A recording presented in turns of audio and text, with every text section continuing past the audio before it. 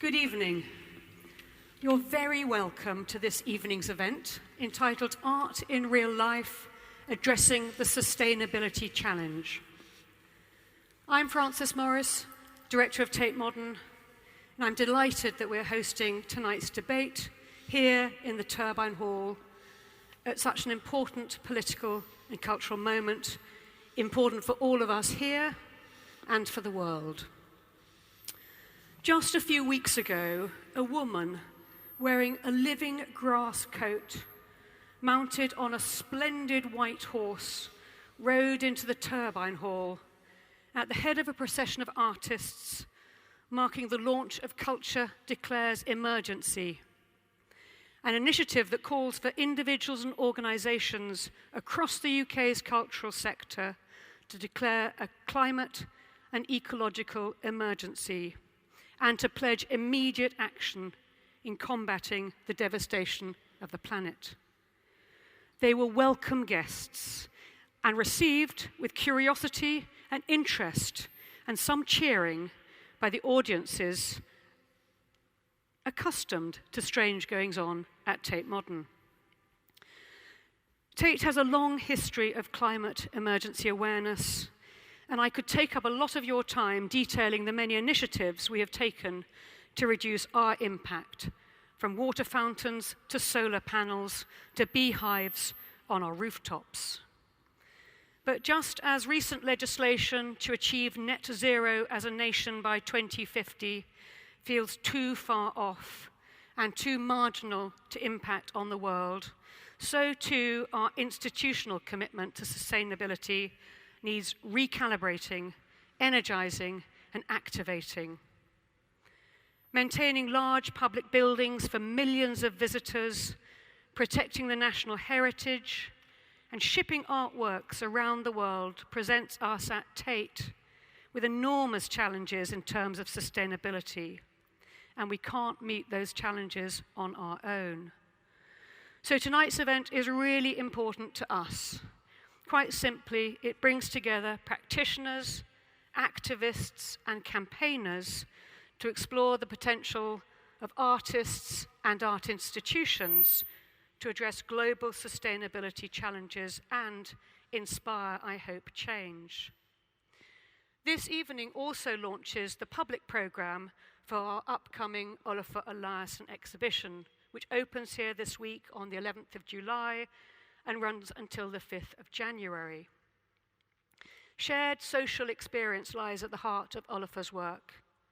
As well as creating sculptures, paintings, photographs, films, and installations, he goes beyond the gallery to engage in wider society, creating architectural projects, interventions in civic spaces, arts education, and policy making, especially around issues of sustainability and climate change. Eliasson has a long relationship with Tate Modern.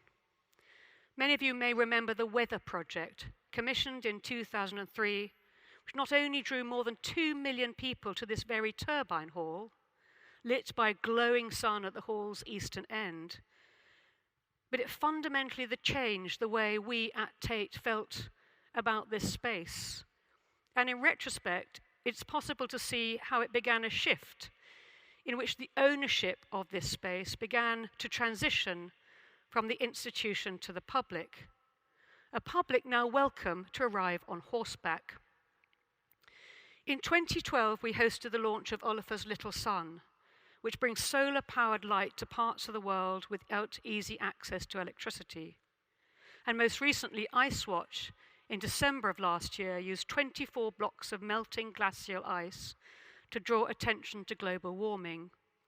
This was a collaboration between Olafur Eliasson and geologist Minnick Rossing, and the short film you would have seen on arrival showed dancers from the Paris Opera Ballet and Company Wayne McGregor engaging with Icewatch Paris in 2015, where it was installed on the occasion of the United Nations Climate Change Conference. This evening's event is also part of the inaugural London Climate Action Week, hosted by the Mayor of London and Greater London Authority in partnership with E3G, which has been running over the past 7 days. It's been a hugely significant initiative, global in scope, but mobilising London-based organisations and local communities in support of London's net zero goal, as well as stimulating new conversations and collaborations, particularly with London's cultural organisations. We're very pleased to be part of that programme that has included the City of London Green Finance Summit, the Economist's Climate Risk Conference, the Climate Innovation Forum, the Ashton Awards on Sustainable Energy, and the Supreme Court event on climate justice. And alongside those hugely significant initiatives, and alongside our meeting our own sustainability targets, Tate can also act as a platform for wider discussions, hosting the conversations we need about the global climate emergency, and working out how cultural and artistic communities can play their part. That's why we're here tonight. And it's a conversation we hope to continue this week with a meeting at Tate Modern for artists hosted jointly with Climate Declares, and then at the weekend in Tate Exchange, Plan B and 198 Contemporary Arts will work with Tate Exchange to present All Rise for the Planet, where we, the establishment, will be put on trial for our complicity in climate breakdown. Art has always helped us see the world in new ways and generate new ideas, to think and act differently, and that is more urgent now than ever before. And I can't think of a more appropriate exhibition than Olafur Eliasson's In Real Life to help us frame those thoughts and actions over the coming weeks and months. I'd like to take this opportunity to make a huge thank you to the public programmes team for organising this event, for Nikki, Marianne, Hannah and Sandra, our collaborator and programme contributor Malini Mehra, the Olafur Eliasson studio team, as well as the AV team here, Jerry and Dan, and all the other collaborators across Tate who've helped to make this event possible. Thank you. Before I hand over to our events chair, I just need to say a few words with regards to housekeeping and the format of this event. The event will take the form of an informal discussion for about 50 minutes, followed by a Q&A at around 20:40, concluding at 9 o'clock. And at 9, we'll be opening the main doors behind you for you to use as an exit. But if you'd like to leave before then, please use the cafe entrance on level 1. And I would like to introduce the moderator of this event. We're delighted to be joined by Bidisha, broadcaster, journalist and artist, working mainly in film and photography. As I'm sure you all know, she covers the campaigns on social justice, global human rights and the arts for BBC TV and radio, Channel 4 News and Sky News, and undertakes cultural diplomacy and political analysis, tying these interests together, usually for the British Council. She's on the board of numerous arts organisations in the UK, including the Booker Prize Foundation and the Forward Arts Foundation. Away from work, she does outreach work with asylum seekers and refugees, as well as women prisoners and ex-offenders. As a director and performer, her first film, An Impossible Poison, premiered in Berlin in 2017. It has been hugely critically acclaimed and made the official selection of numerous film festivals internationally. So please join me in welcoming Bidisha to introduce our speakers and the event's main themes. Thank you so much for coming.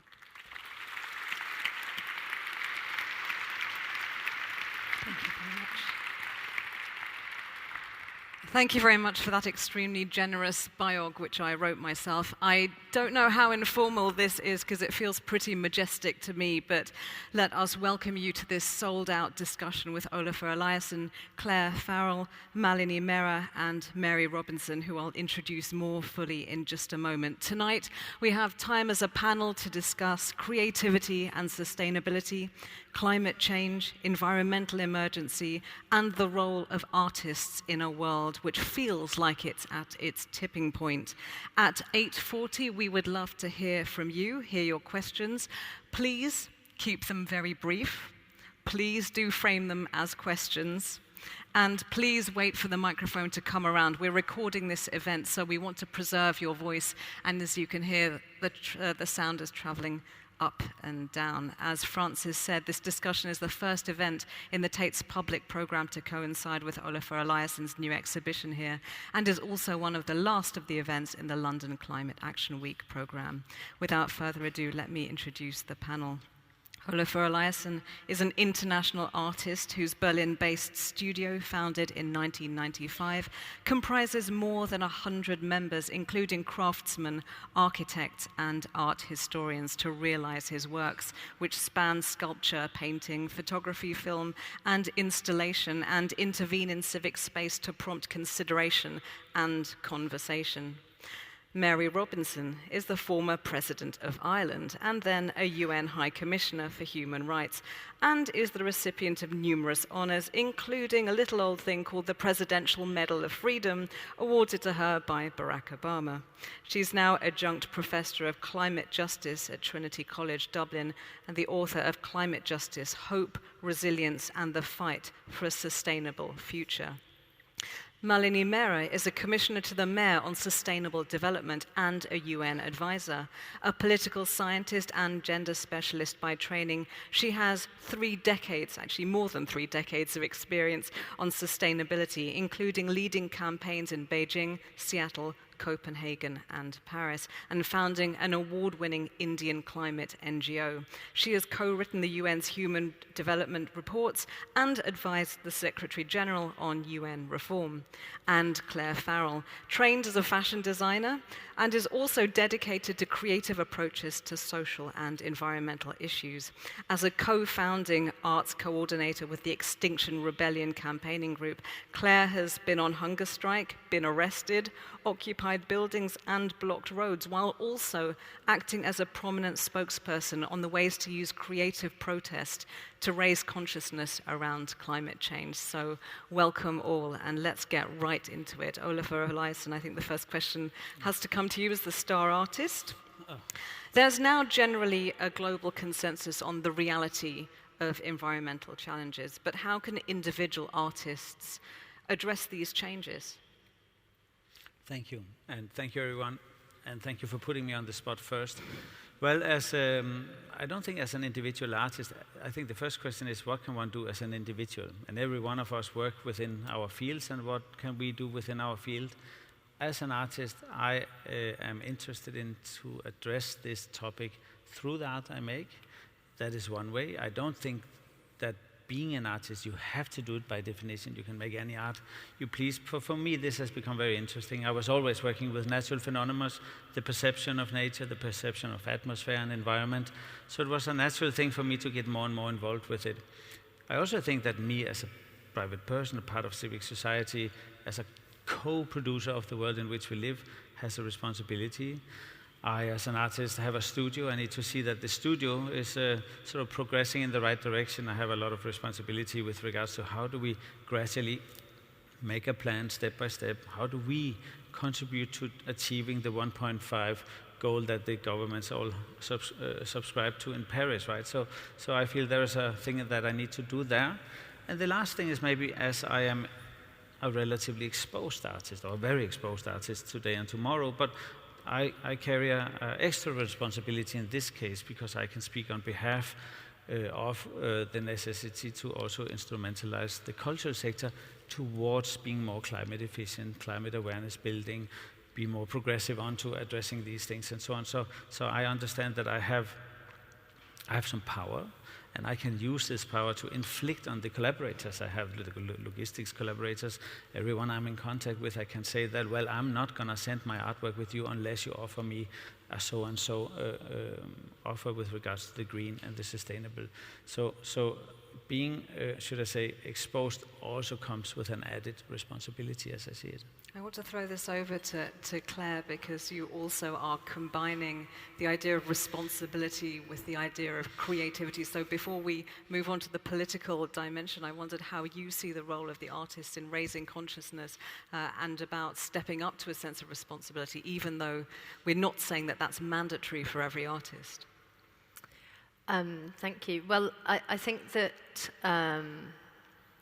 we were just talking before we came out to take the stage about how we have really left the work of observing climate and ecological breakdown to the scientists, and that perhaps en masse that's rather a mistake, because they are not tasked with particularly creatively visioning the future or trying to imagine how things may be better. They're tasked with assessing data and looking at what they can find in trends and attempting to project, but they don't actually have to try to imagine a better world. And I think the role of the artist is sometimes seen as to reflect society back to itself. Some people describe it as holding that position, and I think that actually at a time like now, it's very much apparent that it is the role of art to enable new things to be seen and to be imagined, and for somewhere new to appear to be possible. You can open up brand new spaces when you act in a way that nobody ever has done before, and I hope that the work of movements and Extinction Rebellion and the youth strikes and all the people who are doing things that are unprecedented at a time where it's absolutely crucial that we do things that have never been done before, where we're in such a high-risk situation. It is a requirement for everybody to use every piece of creativity they've got, and so if we have world-renowned creative minds not working on this issue, then I think that actually they are failing the society. Let's bring Mary Robinson and Malini Mehra in here. Mary Robinson, should artists and creative thinkers engage with these issues? Absolutely. And, what a wonderful space to be talking in. And I was just looking at this audience. Of course, everybody seems young to me these days, but this is a wonderfully young audience, which is great.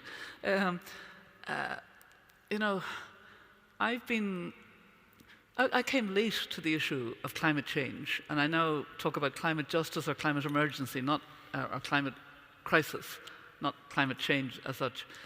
And I've realized that the world of art and culture has to help us enormously, is incredibly important for exactly the reason that has been talked about, imagining this world that we need to hurry towards. I mean, it's going to be a much healthier world, because we'll be free of the fumes of fossil fuel and the water pollution. But we also need to see it as a fairer world, a world that is part of what the negotiators in the UN talked about in September 2015, the Sustainable Development Goals, the 2030 Agenda. I mean, I wear this badge. Where is it? Yep, there it is. First of all, it's the only badge of the UN that I really like. I've never produced a badge before that I wear. But it symbolizes the way in which we need to learn to live sustainably and leave no one behind.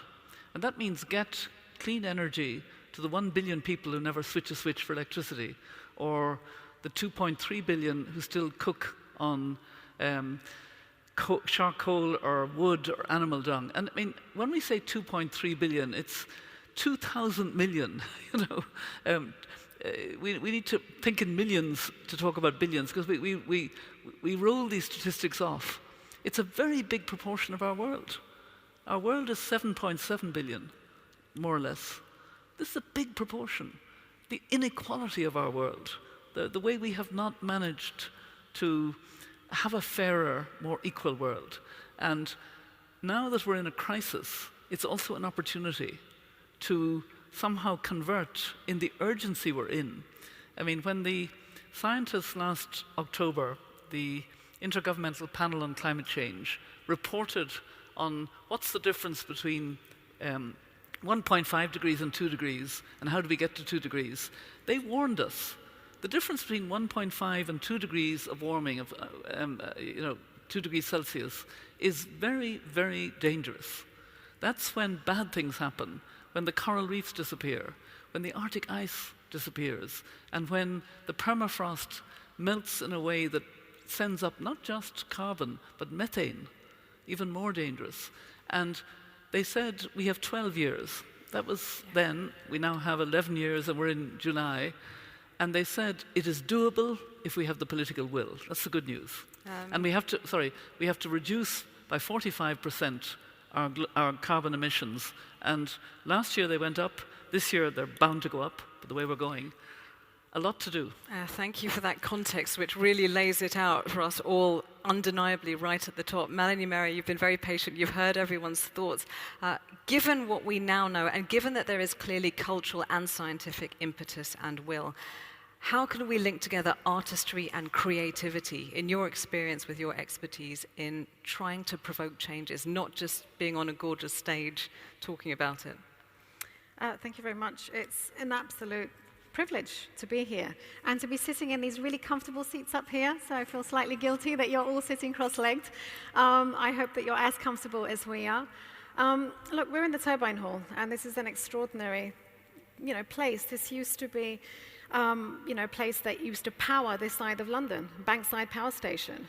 And if you spoke to people 60 years ago, they'd complain about the fact that the sulfurous fumes from the turbine hall would make holes in women's tights and their nylons outside. And yet it's been transformed. So it's undergone an incredible structural transformation where it went from being a key energy provider based on oil to a place which is generating creativity, literally that transformation from energy into art. And I would say that none of this is new. None of this is new. It's wonderful to be able to celebrate the incredible work of artists such as Olafur. But this has been a history, part of the history of the human species, that we have sought creativity to express our feelings, emotions, political ambitions. About a year and a half ago, I came to the Tate to visit an exhibition I really didn't know very much about, but it was absolutely an eye-opening. It was one of those exhibitions that really kind of changes your life. And it was called Red Star over Russia. Hands up, how many of you know of it? A few, okay? It was one of those exhibitions where actually it made that connection that we're making today between art and political ambition, art and social and political and cultural reform, because it was all about how after the October Revolution, so more than 100 years back, that the Bolshevik state, as it was emerging, decided to enlist the creative talent of the population and created a unique artistic culture in which the artists themselves, using a variety of media, everything from magazines and newsprint to street theater to movies in moving trains and wagons, actually created a very visual identity of what the new Soviet Union was going to be. They created a vision of hope, of heroes, of leaders, of the collective ambitions of laborers. And I think that that's what we need to do today. We need to to express a better world. About 22 years ago now, we did something similar. So I used to be a campaigner with Friends of the Earth, and we had an exhibition outside the United Nations. It was in 1997. It was called Melt. And we didn't do this heroic transportation that Olafur has done with the ice blocks, but we wanted to be outside the UN and actually talk to the impact that climate change was happening. And this was a conference that was 5 years after Rio, and it was very cheerily called UNGAS. Remember UNGAS, Mary? The UN General Assembly special session, which was to review Agenda 21. And so we had these humanoid figures outside of the UN in the sun, in the May searing heat of New York, and they melted within 2 days. And I think we were able to communicate through that visual power and the storytelling a message that's lost on the wider public because they're not interested in what the policy is, what the evidence base, but they understand a story and an image. I'll pick you up on some of your points in a moment, but actually I want to pick up, Olafur, on something Mary Robinson said, which is the idea of coming to an issue late. So we are talking about this with urgency now. We're pulling together scientists and artists and activists and thought leaders and all the rest of it. Why weren't we talking about it with so much urgency 10 years ago? It was interesting, the weather project which was here, it wasn't about the climate, but it was about the atmospheric conditions, whether one could artificially construct nature, whether nature was in fact constructed anyway, or the way we see nature.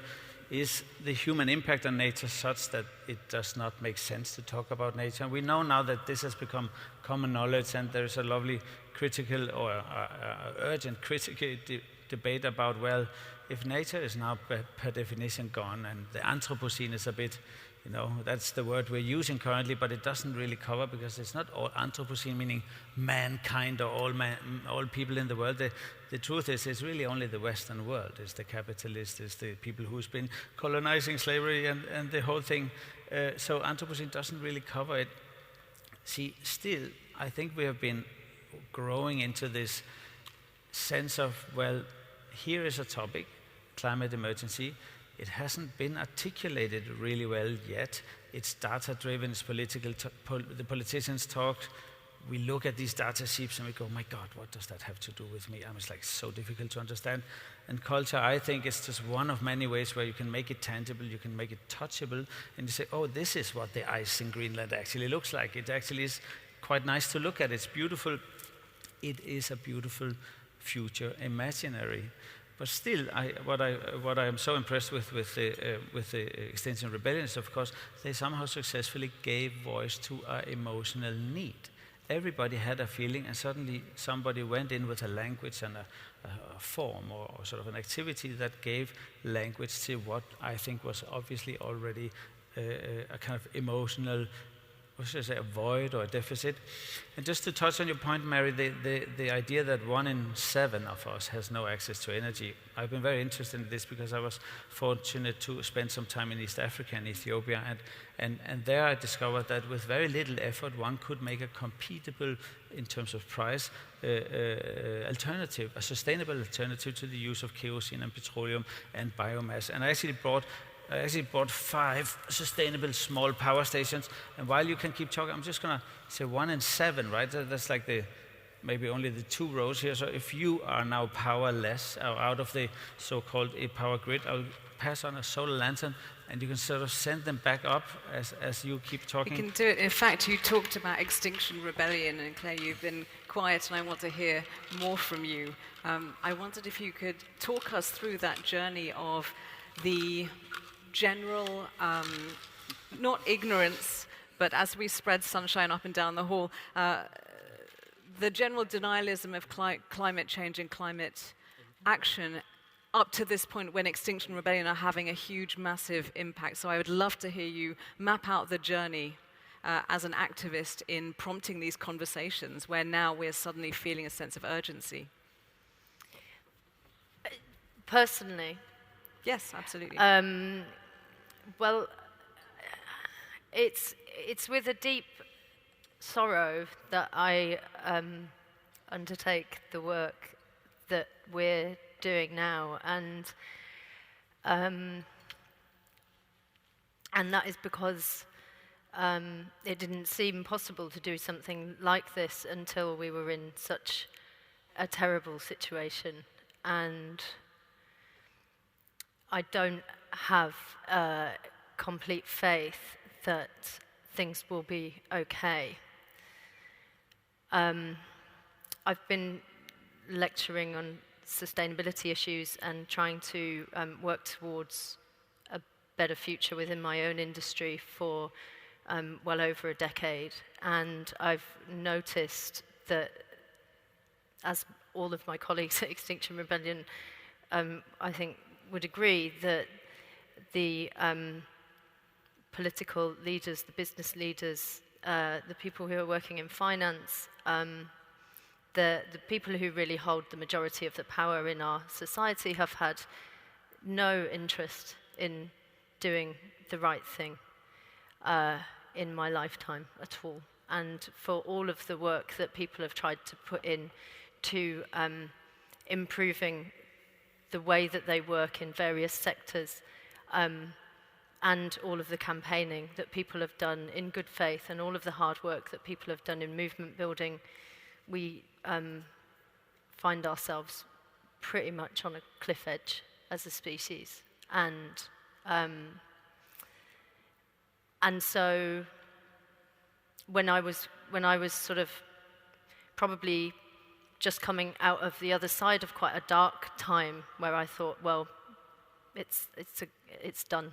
So now I just have to spend the rest of my life watching the world fall apart around me, and then eventually I'll die, and that'll be a relief. I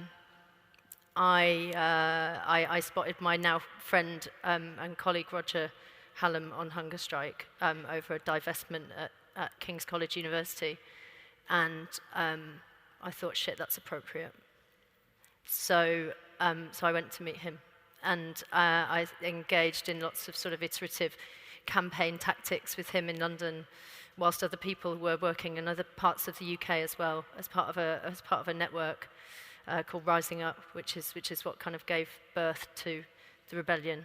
And I found that through undertaking that sort of sacrificial process work, that there is a great catharsis in that. And if you feel that you live in a society and the social conditions are so utterly immoral, which they are, that you can't bear it, then it's actually excellent to become a peaceful lawbreaker and sort of convert your actions towards a virtue kind of direction in your life. And so I think it doesn't really matter to me anymore whether we win, but it does matter to me very greatly that I've met people who want to live together in a way which makes it more bearable. Thank you. I just want to give a pause there and thank you so much for those words. Very well said.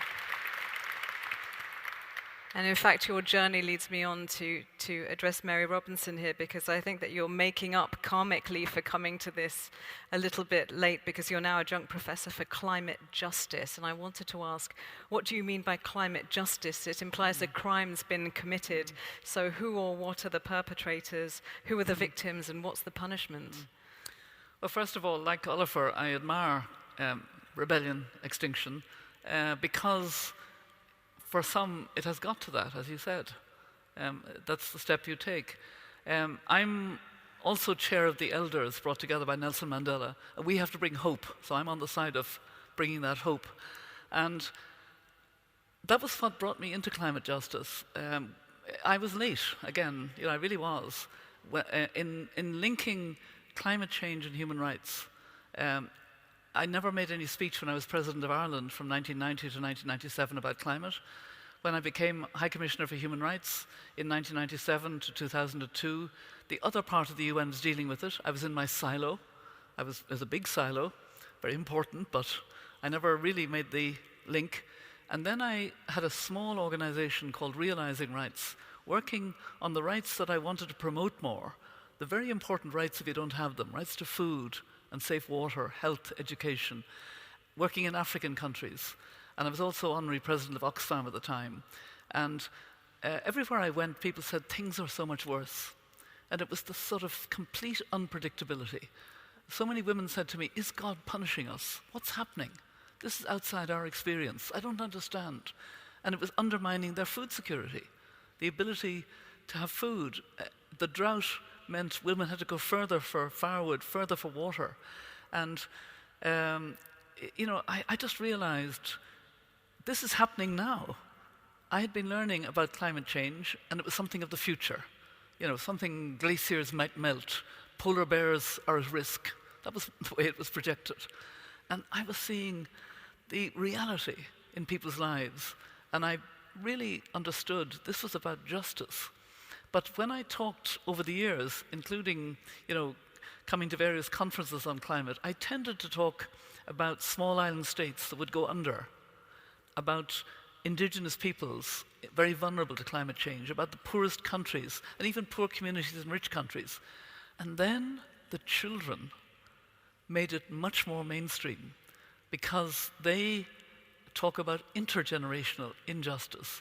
And I was so grateful to Greta Thunberg and all of those children who have their Fridays for Future, and the young people, and Extinction Rebellion. I'm so grateful that you're making it an issue that people have to take seriously now in the parts of the world that aren't yet fully feeling the impact in the way that, look what happened in Mozambique and Malawi and Zimbabwe recently. Devastating cyclone, utterly destroying lives. This is so serious. Your comments lead me directly onto the person best placed to speak to them, Malini Mehra. If we take an international human rights influenced view, the victims of climate change, of course, are not equal. People in the global south, particularly rural women, are affected the most and the earliest, and the knowledge of that is only now becoming sort of mainstream. Is this only a crisis when it reaches Western cities and disrupts people's lifestyle? In one respect, yes, but this is not just an issue that has escaped the headlines of the Western press. It's an issue that has too long been neglected by the mainstream press, absolutely everywhere. We've known about this for decades, so there are absolutely no excuses. 20 years ago, in 1999 in India, there was a super cyclone, absolutely horrendous, and it was one of those watershed moments. $4.5 billion in loss. The entire state of Odisha was set back in terms of development terms 20, 30 years. 10,000 lives lost. Just a few months ago in India, in the same part of India, we had another cyclone. Similar intensity, but it wasn't a super cyclone because it didn't kill that many people. And it was extraordinary that Cyclone Fami was so well anticipated because we had 10 years in which we had the resilience which was built up, the adaptation which was built up, communities were given early warning, communities were taken care of, we had 2 million people evacuated in a matter of days, and the state government stepped in and did remarkably well, because we've known for a very long time, the people who are going to be most impacted are the most vulnerable. The poor, women, children, the disabled, the elderly, those who are displaced already. It's not rocket science. So that's why right now the full focus of the UN Disaster Risk Reduction Institution that I'm an advisor to is absolutely on making sure that we don't just focus on mitigation, important as it is, but we focus on climate adaptation and resilience. Because we know that surprise is the new normal. So let me give you another example, because we have to fight this misconception that this is an issue that's not affecting us. You remember reading about Paradise being lost in November last year. Paradise is a small town in California, 26,000 people. It burnt to a cinder in 12 hours with the loss of 85 lives. This is California. This is just a few months ago. And this is a city that had known of fire risk, but they had not known of the scale of fire risk, and they had not invested in some really basic infrastructure adaptation. Because when the call came, okay, the fire is here, we're going to be burnt to a crisp, what did people do? They packed their bags, they got in their cars, and they drove out of their driveways and down roads. Roads which were too narrow, which were too full, because they hadn't invested in wide enough roads to evacuate the whole city. So these are the things that are happening around us, and we really have to dispel this mythology. London is vulnerable. How many people here in the audience know about London's 3 primary climate risks? Hardly any. Massive, massive investment in basic education is needed for this. Could you expand on those, the point about London, just briefly? Okay, how depressed do you want to get? Shall I talk about 1.5 degrees, We 2 want degrees, to get 4 really degrees? depressed, Okay, Malini. no. Depression does not help, okay? You have to be realistic about the risks that we face. So that was the whole purpose of London Climate Action Week, because we wanted people to realize that yes, London faces risk. We are also massively globally interconnected. So for example, through the City of London, 15% of carbon finance, climate finance, goes through the City of London. We are massively exposed. In terms of our physical risk, it's threefold.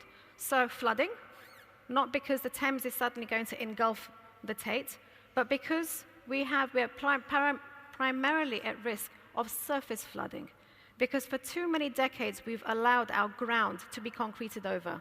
So when the rain comes, which we rely on for water to drink in London, it goes nowhere because it's not allowed to seep back into the groundwater, so we have flooding. Droughts are a big, big, big problem for London. Heat, overheat is a huge problem. 4,000 schools were closed by Macron's government just last week.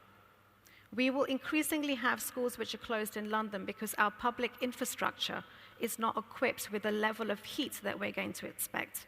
And we don't have a city of London that's actually, whether it's in the GLA or whether it's in our school governors or those who are running our hospitals, we don't have that urgent mindset that we need to do something to adapt in London also. Olafur Eliasson, I have to pay you some attention now, bring the art back into this as well. We've heard worst case scenarios. How can artists become engaged in this movement, this moment, fruitfully and constructively, without accusations of tokenism or cliche or trivialization or just making a pretty picture to gloss over the reality of what is going on?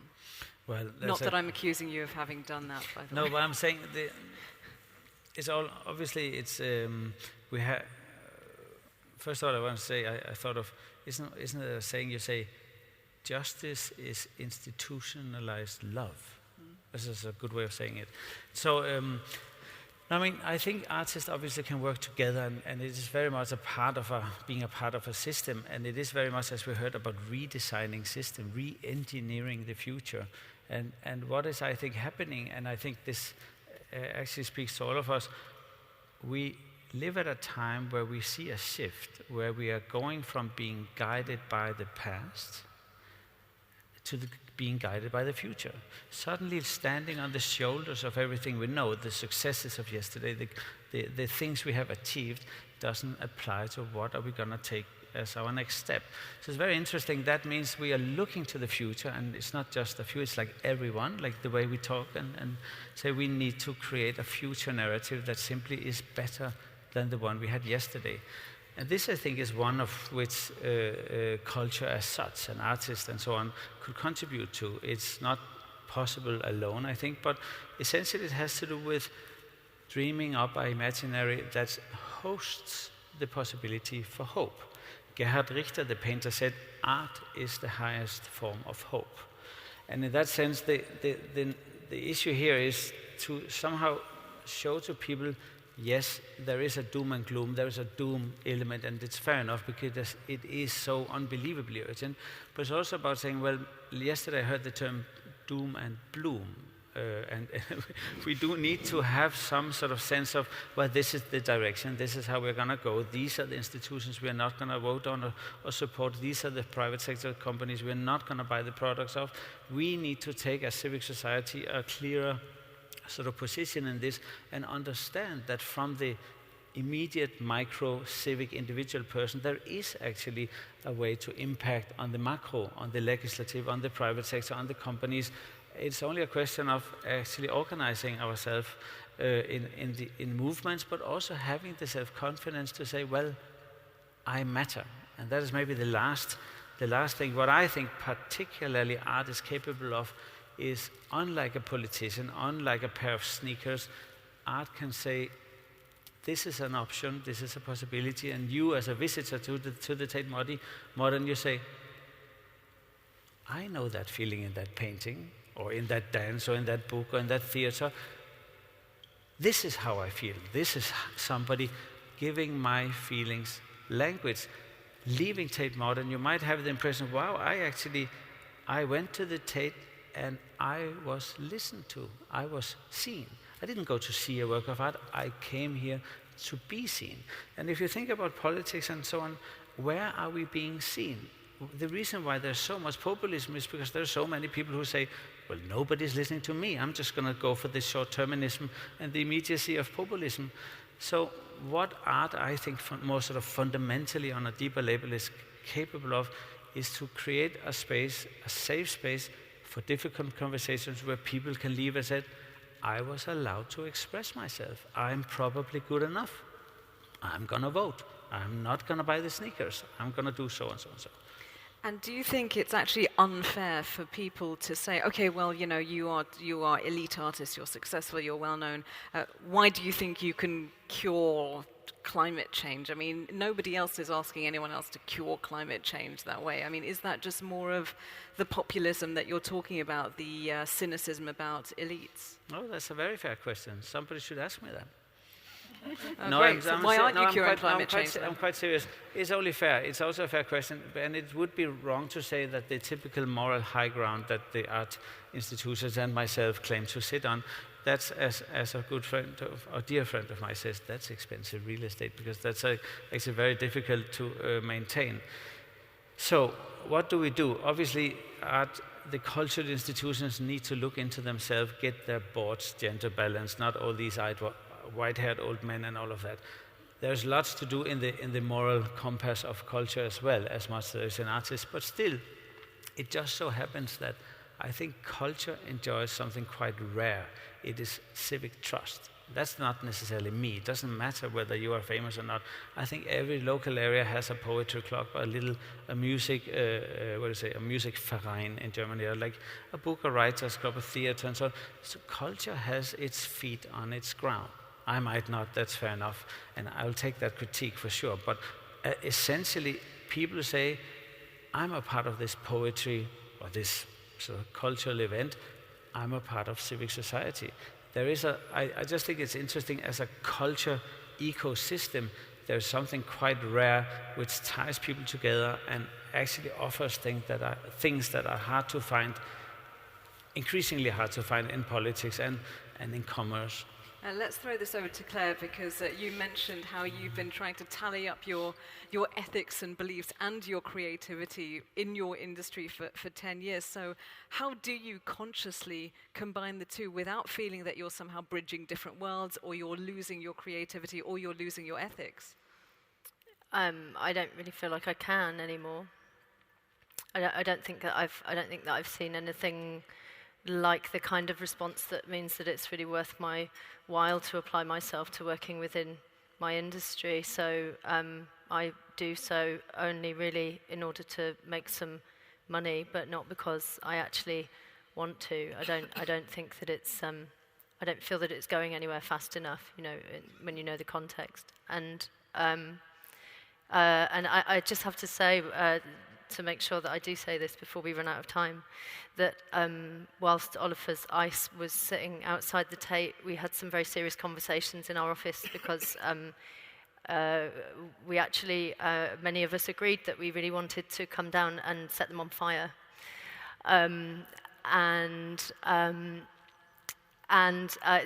That would speak, I hope, on many levels. But as far as kind of provocation to the cultural sector and to the arts and to artists, if this is an emergency of the scale that humanity has never experienced before and will never have the chance to experience again unless something very serious is done, then, and we recognize that separation and elitism is a very big piece of this picture, which has brought us here. Like, how radical are people willing to be when they reconsider what art does? What is it for? What is an institution like this for? At what point do people say, well, this hall has become a more public space? When does it become a completely publicly owned space? When do we give all of the space back to Londoners that we can possibly find, so that they can have the conversations that they need to have, so that they can start to organise, so that we can talk about resilience in terms of our emotional experience, right? Because the floods will come, the droughts will come, the food shortages will come. And at the moment, I look at a London which is very separated, very divided, people who don't know their neighbours, people who don't know how to care for one another. And I think there is a huge piece of very, very radical work to be done that perhaps is naive of me to say that art and cultural spaces could do pretty radical stuff. Before I bring in Malini and Mary talking about the role of institutions and civic society, which I will do in just a moment, I just want to briefly pick up on something you said, which is this very haunting note of loss of faith. You trained as a designer in fashion. You presumably love that and do respond to it and find that energizing and motivating. And yet these are worlds, art, fashion, design, film, creativity, which are typically seen as progressive and open and interested in transformation. Are you saying that even these worlds, seemingly so liberal, are not really willing to make a change when it comes to these particular issues? Well, I think liberalism and progress are both not our friends right now. So we need to think about something new that's radical that we can do, which doesn't necessarily fulfill any of our old kind of paradigms. I mean, it's like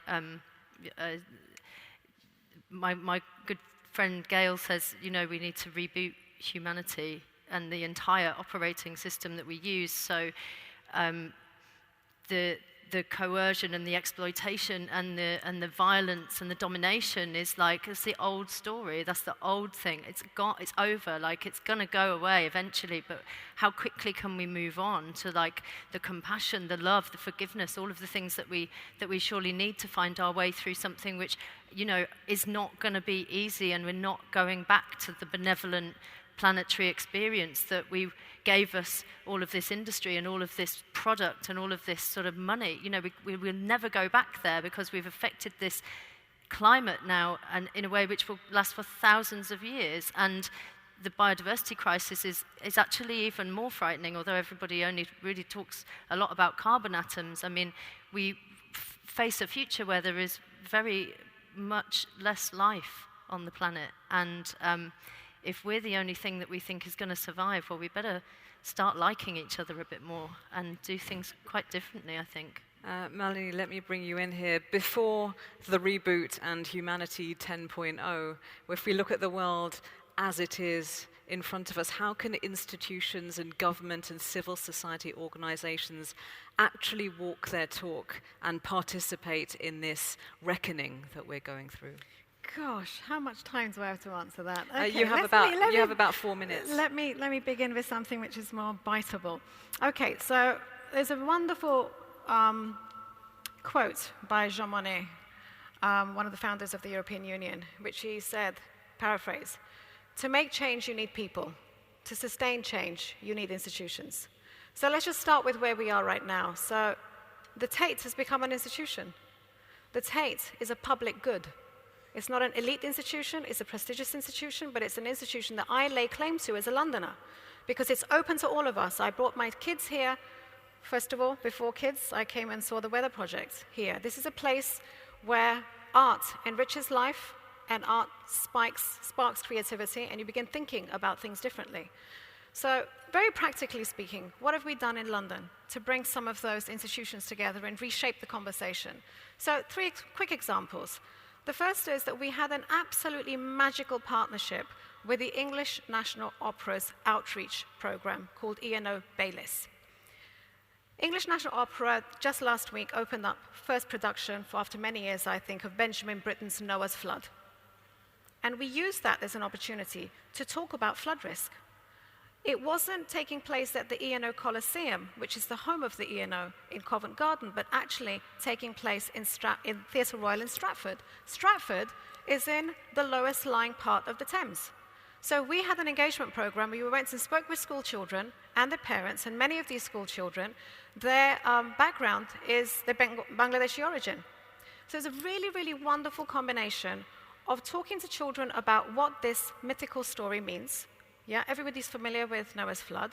What that tells us about that contemporary predicament, what it means for us as people living in London, and what it means for us, for our relatives who are living overseas. Because London is quite unique. I mean, 1 in 3 Londoners is born overseas. So when you have this conversation with Londoners, you immediately tap into the backward and forward linkages. So that was one beautiful thing. The second thing that we did is we supported, and there are colleagues here from Culture Declares, we supported their idea and their efforts to have a whole day exploring these issues at the Roundhouse. The third quick thing that we did, and again, it's all about young people, it's about how they are going to be inspired by this. We had a wonderful partnership with a contemporary street artist called Bambi. She's often referred to as the female Banksy, but I think that's quite dismissive. She produced a couple of beautiful artworks quite recently. She was inspired by Greta Thunberg. She built a little Greta box, which was an image of Greta Thunberg behind Perspex screen with a hammer that, strike here for an emergency. We took that image and we brought it in Parliament, where we had a discussion with parliamentarians on last Monday. We took it to the Creative Green Awards, and we took it to a school in South London where they were having an exhibition of their artwork, their students' artwork. We had that there because it provided the perfect backdrop to talk about these issues, to feel some of the grief that there is that you're expressing really powerfully, but also to talk about what it inspires them to do differently in their future. And that's, I think, what the power of art and culture is. I'm going to pick you up on that on next steps, but really, Mary Robinson, thank you for your patience. To come back to that question, you've worked at a very, very high level, as you mentioned, and you also referenced the sort of great behemothing size of the UN, where, you know, there's another entire department dealing with the planet, and you deal with the other bit of it. So how can institutions, governments, and civil society organizations actually walk their talk, or have they been, and it's all happening under the radar? Well, let me start with the importance of culture in this, which I think is very significant. And I want to both empathize with you, Claire, and also necessarily, because I'm charged by Nelson Mandela on behalf of the elders, we have to have hope where there is despair. We have to, and hope energizes. You know, whereas if you paint it too black, all the energy goes out. So I think it's important. I first became aware of Olafur in Paris when I saw the ice melting at the Paris Climate Agreement. Everybody was talking about it. It had a huge impact on these boring delegates who, you know, were very technical and very, you know, they really were impacted. And the little son was the other one that impacted, and our two youngest grandchildren, now have 3 little sons, and they put them out on a balcony, you know, the right side up to get the sun, and you know, but I saw the future last November when I had the privilege of going to the Architectural Biennale in Venice. The reason I was there was that it was being curated by 2 women architect friends of mine from Ireland, Irish architects. They work as Grafton architects, Clare Farrell and Shelley McNamara. Terrific women. They make wonderful buildings, particularly universities around the world. But they're very practical and very simple and very ordinary in a sense. But they're not ordinary really, because they chose the earth as their client. And they invited architects from around the world to respond to that. And as I walked through this huge space, I mean, it reminds me a little bit of this wonderful space in Venice at the Biennale. Yvonne and Shelley would point to the various projects. I saw the circular economy. I saw not just electric vehicles, but electric mobile together vehicles.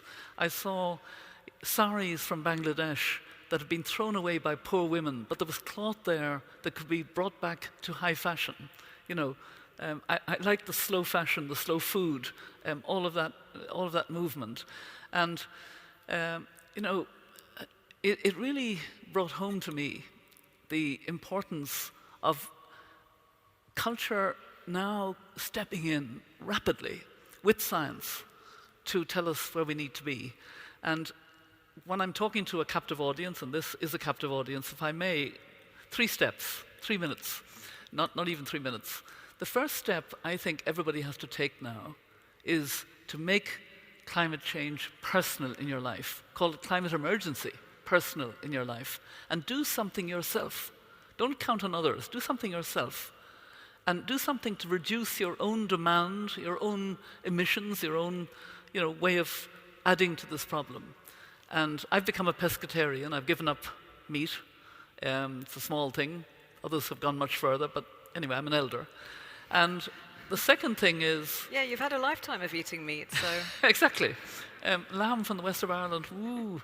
Anyway, I'm not cheating, I won't, it's gone. But the second thing is to get angry and get active. And that's where Claire is at the moment, very angry. I mean, I can sense it, and you're right. Get angry with all of those who have much more responsibility. That's governments right across the board. And it's the fossil fuel industry, the agribusiness industry, all of these industries, and those who are trying to promote consumption to solve our economic problems. It's all wrong. There's something crazy about it. We must get out of that. Get active as part of the second step. Support Extinction Rebellion. Support Greta Thunberg and her students. Support those who are working in conservation, those who are bringing energy to off-grid to the developing world. And the third thing, and this is the most important, and this is where culture really comes in, we have to imagine this world that we need to be rushing towards. And we need to be rushing towards it because we don't have much time to do that. And this is what we've neglected. And this is why I'm so glad we've had this Climate Week. This is the third event that I've been involved in. I was involved in the Green Finance Summit, and I was involved in the Ashton Awards. Both really good. This is probably the most important because it's about culture in itself.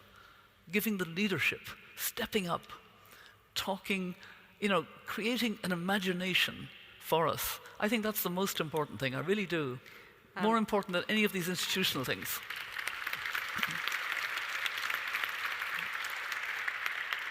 That gives me the perfect prompt for my final question. Just as the audience gathers their thoughts before we open up, we would like last words from the rest of you, Malini, Olafur, and Claire, taking on Mary Robinson's keywords of anger, action, and art. I'm saving the two artists for last, so Malini, if you could come in briefly. The question that always comes up in the audience after events like this is, you've left me with all these thoughts, this despair, this hope, what can I do? And so briefly, something small, even initiating a conversation, what advice would you give? I mean, the first, look, you're here. So you obviously care about these issues. And it's not for me to advise you on what you should be doing in terms of changing your lifestyle, eating more plant-based, having more of a plant-based diet, thinking about how you're traveling around.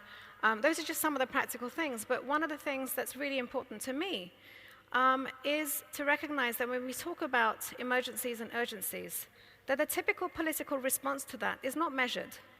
The typical political response is a highly authoritarian response. So my biggest fear is that we will already see a diminishing of democratic political space around the world, and that's the reality. I have an Indian passport. If I went and got myself in trouble with the authorities here, it would affect my immigration status. I would be on the quickest plane out of this country. That, for me, is a real practical impediment to doing some of the things that I might be inspired to do, because I have kids who were born here, right? If you did these kind of process in countries such as India or Egypt or China, you would be whisked behind bars. In China, you would be like happened to my friend Ai Weiwei. You would be disappeared for years. That is the political reality.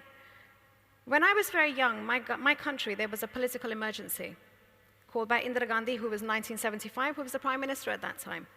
She called an emergency, which immediately led to the suspension of elections, the suspension of rights. So do not think that if you say to governments, you have to do it, because otherwise our way of life is under threat. They won't act because they will not act in the public's interest. Typically, they will act on the interest of the incumbents. And what you could get, actually, is a despotic, tyrannical rule that is absolutely the opposite of what we want to go. So my message here is think about what you're asking. Make sure that you're making the demands, making political demands in democracies for institutions to make the change. So simply put, make sure you're going and talking to your local council and your local MP about how much you care about these issues and what you want them to do. Brilliant, thank you. Excellent. Final words for concrete steps, Olafur. Well, something quite overseeable. When I was invited to have the show here, I reached out through the team I was working with to the restaurant called the Terrace Bar, the restaurant on the back here. As the studio kitchen in my studio is very climate conscious. We've eaten vegetarian food for 15 vegetarian food and so on and so forth for a long time, and worked with farmers associations and so on. So we have made a menu where it actually says the CO2 amount on the menu, but an average British meal without the drinks is a 1,583 gram of carbon emissions, right? So and we took that, we worked, and we actually worked quite hard collaborating with the great team at the Tate on bringing that 52% down. So the meal you will have over here, should you come and have lunch, here is 839 gram less than an average, meaning that we are trying to just show, and obviously I won't say simple cooking and so on, but it is overseeable. It's a carrot soup with some nuts and lemon spices and a bit of salad and a bit of this and that. So the point is, it is actually within reach, and half of the CO2 emission in food is actually quite something as the food industry as a whole, including transport and so on and so forth, actually stands for 1/3 of all carbon emissions. We use, just in the sake of fairness, we use the app, which is just a point that one can do this at home, right? The app, and so small here, just so I can say it here. It's a eternity app, eternity app. And this is actually the certified app. There's a few apps out there, but the point is that, taking out the meat and so on and so forth, and Tate generously said, okay, we'll just accept, instead of raising the prices a little bit, because it's a class issue as well, why don't we keep the price? And I thank Tate for saying, well, okay, we'll just run this with between 10 and 20% less of a profit, because it is simply so important that it is actually more interesting like this, and let's keep the prices to where they were before we started this. So this is a good example of something overseeable and actually quite easy to achieve. And which is totally doable. Clare Farrell, you've been extremely very, very powerful speaker, so I wanted to just give the very little time that we have, it's just about 30, 40 seconds, to your tips from the coalface, really, on final steps that we can take, things that people can do, even if that's just opening up a new dialogue. Talk to your family very seriously about the situation that we are in, and please do support your local rebels. If you are not able to go and undertake the kinds of sacrificial action that you may have seen the bold and inspiring people doing in April, there is a ton of work that needs to be done to support those people. You need to do a great job, probably about 20 people per arrestee, and the jobs are many and varied, and some of them just require you to be a human being with compassion and with love in your heart. So if you're facing a future of scarcity and displaced people and all of the ingredients that we know can lead to fascism and totalitarianism, then please assert your voice in the name of more democracy, because otherwise we will certainly have less. Thank you very much. Thank you.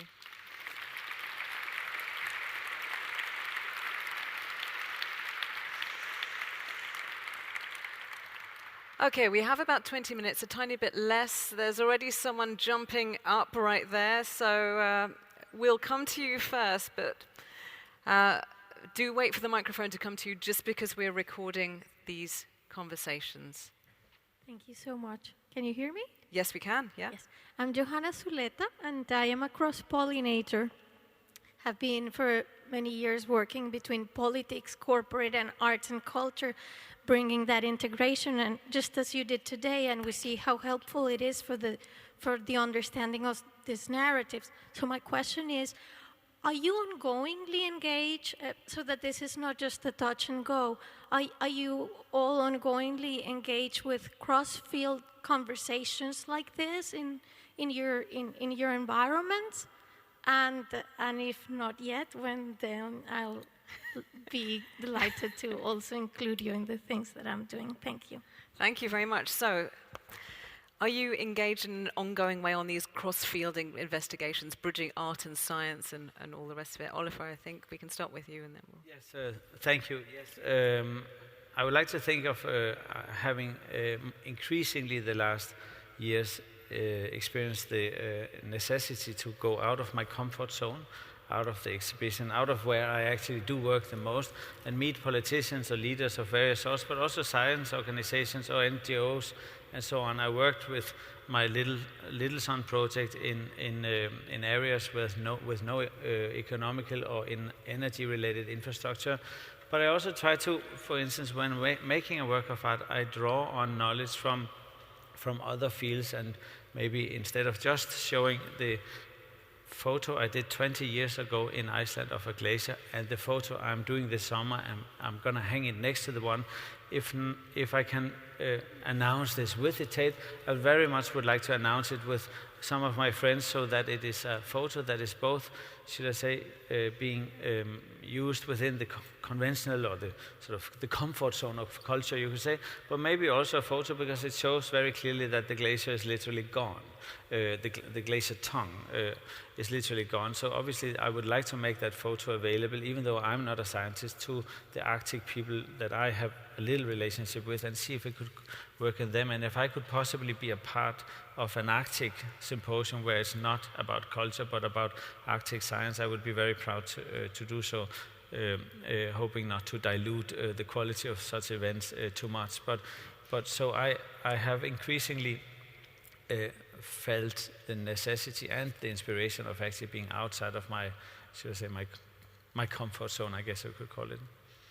Does anyone else want to take that question? It's about being engaged in an ongoing way in cross-field projects. Mary? Well, maybe briefly, just because Olafur has mentioned coming out of your comfort zone. I'm very keen to communicate better the climate emergency. So I came out of my comfort zone recently, and I have a podcast, which some may or may not know of, Mothers of Invention. Anybody listen to Mothers of Invention? Yeah, I see a few hands going up. This was for me different, because I'm paired with a younger woman from Ireland. She was 8 years old when I was president, and she's a successful comedian in New York. And she's half respectful towards me, which is part of the fun. But the byline of our podcast is that climate change is a man-made problem and requires a feminist solution. And Maeve would never explain that. You know, she's younger. I feel the necessity to explain it. Man-made is generic, so it includes all of us. Men had more time, more power, they polluted more and still do, but we're all responsible. And secondly, a feminist solution definitely includes men. So I kind of move on from there. But we interview the most extraordinary mothers of invention, mainly balancing north and south. You know, we don't prescribe what we mean by a feminist solution. We listen, and it comes through extraordinarily on the podcast. What is a feminist solution? Tackling paternalism, tackling patriarchy, tackling the capitalist system. It's really, really very interesting. And tackling the macho mindset that says that the way to progress is to find new territory and then bleed it dry. Yeah, absolutely. Anyone else want to take that? But I think we should. Okay, briefly, yeah. Yeah. Hello, Joanna. How are you? Nice to see you again. Hi there. Look, I think it's really important to have this cross-fertilization of ideas and communities, and that's what we've done. We're really happy with the response to it in London Climate Action Week. But I think it's also really important to challenge ourselves. It's very easy to have this discussion with people who think the same as you do. Yeah? It's very, very important to have it with people who do not think the same as you do. A few years ago, I gave a talk at the annual general meeting of ONGC, which is Oil and Natural Gas Corporation of India, because people forget the fundamental facts of life, which is that it's not the privately owned oil companies which are the big problem, it's the state-owned enterprises in countries such as Saudi Arabia, India, China. And it was a really interesting experience, and I'd like to do much more of it, because we kid ourselves if we think that people who work in the private sector or work in finance don't care about the kids as much as we do. We have to find a way of communicating with them. We have to find the language beyond blame. We have to bring everybody together to build a political consensus that will get us out of a hellfire future. Further questions? Okay, let's go right to the middle of my left bank there, white t-shirt. I'm sorry to identify you by your clothes, but it's sort of gloomy, so I can only see clothes right now. Okay, Thank there we you. go. Thank you all for talking. It's been lovely. I just wanted to pick up on a note that you someone said at the beginning, which was that the role of the artist is to reflect back to society. It sounds similar to the role of the therapist, which is to reflect back to the individual. And I was thinking about Scott Peck's, when he talks about spiritual growth being imperative for this recovery process, and whether this is something that we need to develop as a society. We are the boat as well. Great question. The idea of spiritual growth and a recovery process as being part of, I guess, an artistic practice that links in with what we're talking about. Claire, I think it was actually you who made the comment about that, so I'm going to throw this on to you first. I think there's kind of been this move from very much, very financially incentivized and supported kind of abject denialism into this position where we find ourselves going, oh my God, it's total doom and everything's over. And there's been no space in the middle for people to sort of get their heads around what we're living through. And I think in terms of the sort of the shock to the collective consciousness and to the and to our spirit, this is a huge problem, and it will take a lot of emotional labour for us to be able to move through that space, particularly without pointing at the people who got rich off telling us lies professionally to bring us to this position, and it requires something of us which I think we are only just beginning to try to understand. I certainly don't have any handle, I don't think, on what exactly this moving into the future requires of us right now. But for sure, I've been sort of calling for the requirement of a movement like Extinction Rebellion that probably needs an army of therapists, and perhaps we also need armies of artists as well. Olafur, can I put this to you? It's the link between the spiritual growth and a recovery process, but also an artistic practice, and I guess also sublimating and externalizing the kind of dread that we feel.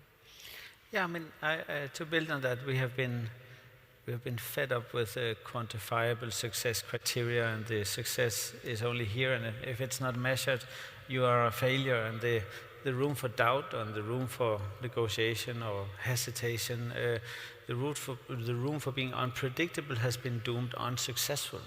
And in that sense, the notion of compassion is also to allow for a person to be a fool, right? So maybe foolishness and being unpredictable, maybe the madmen or the mad women of yesterday are actually the visionary, as we know, of tomorrow.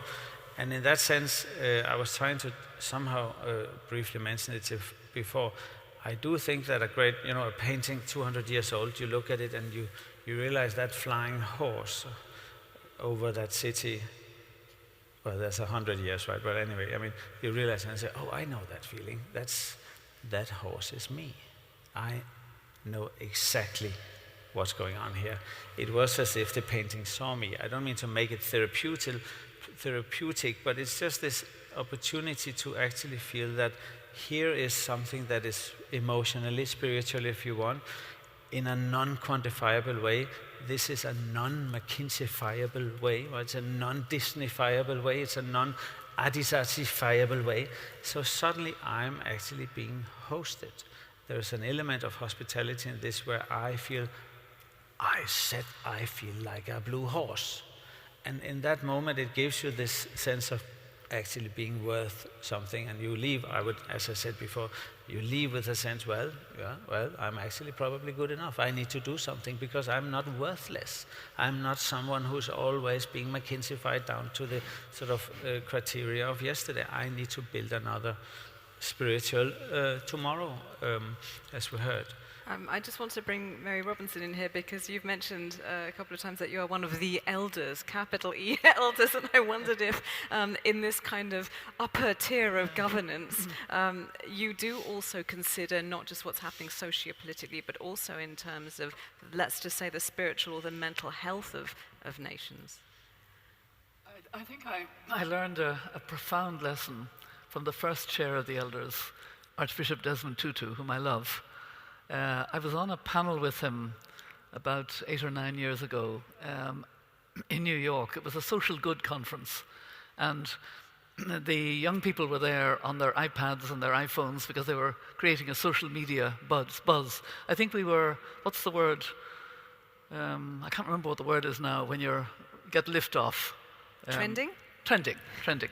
And and there was an American, first of all, when Archbishop Tutu's in front of young people, he gets so excited, he expresses his love and his arms go all over the place.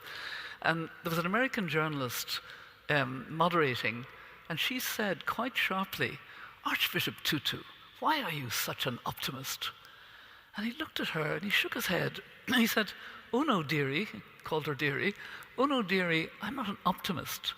I'm a prisoner of hope." And that, for me, was very profound. It really was, because if you're a prisoner of hope, then, oops, I'll take this glass. Even if the glass isn't half full, you work with what's in it, and you fight back. I wrote a book called Climate Justice, Hope, Resilience, and the Fight for a Sustainable Future, and it's all about my heroes, who are not responsible for the situation they found themselves in, but who had the hope to make a real difference. And, I say this to you, Clare, in particular, because I admire hugely the guts you all have in Extinction Rebellion, the sacrifice you're personally making, the fact that you feel you have to do this, and there is more than space for it. I know that. But you also have to have hope. Hope creates the energy for what you're doing. It's actually really important. It's kind of a difficult space to find, that you have to have the hope that you're actually going to succeed, which I believe you will. You're part of a disruption we need, because at the moment, and Greta Thunberg would be the first to say it. Everybody's saying you're wonderful, and she's saying no, that's not what it's about. It's all about, are we bending the curve? And we're not. We have to reduce carbon emissions by 45% in the next 11 years. They went up last year, they'll go up this year. What are we about? So we need all of these ideas, and we need the guidance and the spirituality of culture, to help us. Malini, we can hear from you, or we can take a very brief question and very brief answers. So we have time for one more. I'm trying to be, we're not going to get to everyone, so let's go right up to the top. I can see someone in a dark top and glasses. No, it's you. You just turned to look at the back. It's you. Yeah, right there. That's Keep me. your hands up. Hi. Can you hear me? Yep. Yeah? My name's Austin Emery. I'm a community activist myself, making a monument with 100+ people who have carved stone for this piece of work. Really inspired, with what Olafur was saying about this sense of people not feeling empowered, feeling like they don't really have a voice. So trying to engage people, trying to give people that voice, I feel is something that we as artists can do. I have a real sense of urgency about this whole thing, along the lines of what Clare has been expressing. And I suppose the question to you guys would be, well, it's based on the fact that we here, amongst the top sliver of wealthiest, most powerful people in the world, really, consume the most. We are the perpetrators, arguably, of this whole situation. How do we, give up? How do we inspire each other to give up what we feel is our entitlement, our comfort, our extra materiality? How do we inspire that? It's like creating a suffering before it's too late. That's a great question and a great closer. So how do we inspire people within the same tier to check our privilege, to give up our entitlements, to make sacrifices, to make changes. And let's just go on a sweep. So, Olafur, very briefly. It's a good question. It's a great question. As it is, every time you think you have an answer, the expansion of the urgency has sort of overtaken, and the answer is never enough, right? So this is what is evidently increasingly happened. You sort of have figured it out, and then when you're about to say it, the challenge has risen. So what do you call that, Sisyphus or so? No, but by all means, I do think that there is a sense of inclusion that is fundamental to this. If people feel, well, it doesn't really matter, then it's very hard to make a difference. So I have worked a lot with how do I feel that what one does actually gives you a sense of inclusion. And how does that sense of interdependence or interconnectivity, how can that spread? How do one feel a part of a community? And I think it's actually increasingly hard because there is so much polarization. Language in it as of itself seems to be so polarizing, so that people are, when discussing, immediately finding themselves based on what they are not rather than what they actually do believe in. And this just brings it down to practical terms. We at the studio have now sat down to make a plan to fit the 1.5 degree. We need to meet the standards. We are an artist studio. It turns out that we actually can do a lot, and the feeling of actually having this in progress, and we haven't been able to announce it yet, because also we would like to say that we're actually doing some of the things we're talking about, has meant a lot. And one of the things I can do as to the question is to keep telling the Tate, well, you know, I'm so excited about the show. This is very, very nice, very exciting. And I was so happy when my curator, Mark, who's sitting here yesterday, said, it was interesting that doing this show together with you has actually made me think about climate questions in another meeting that was not about your show. So suddenly this consciousness is actually infiltrating.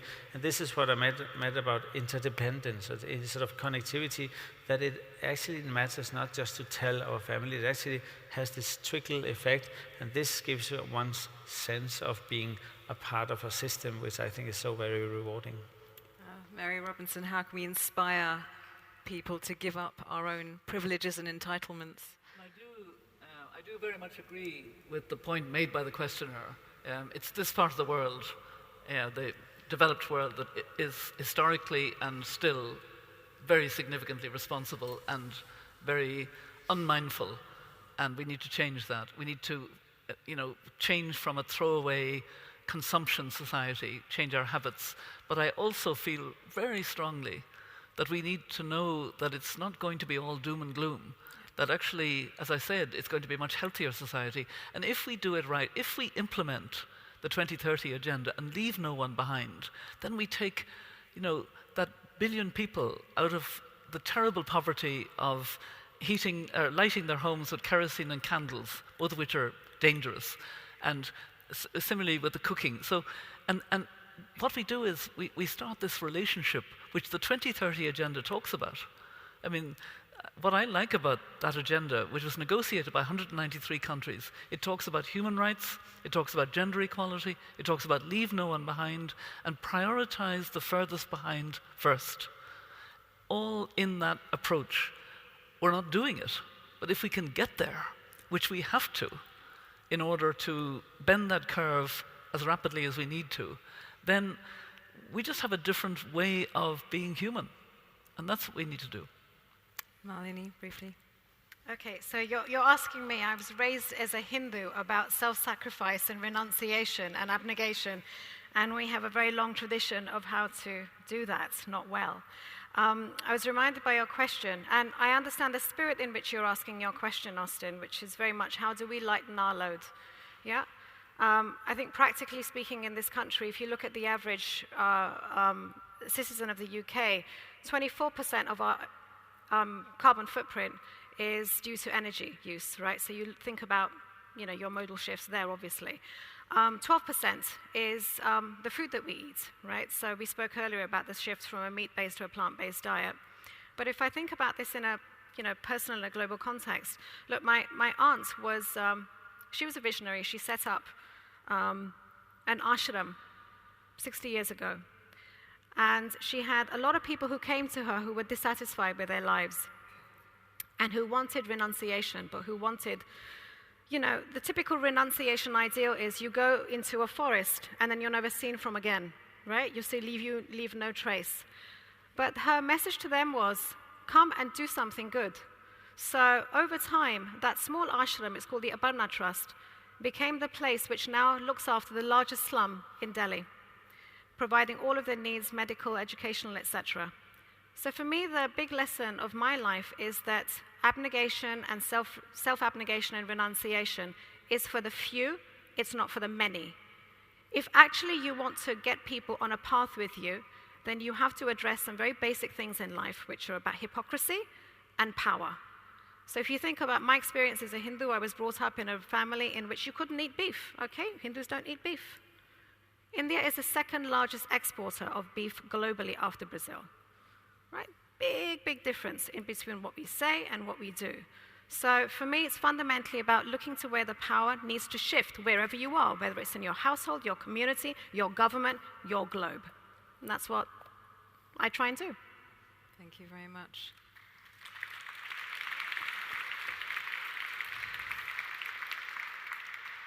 Clare Farrell.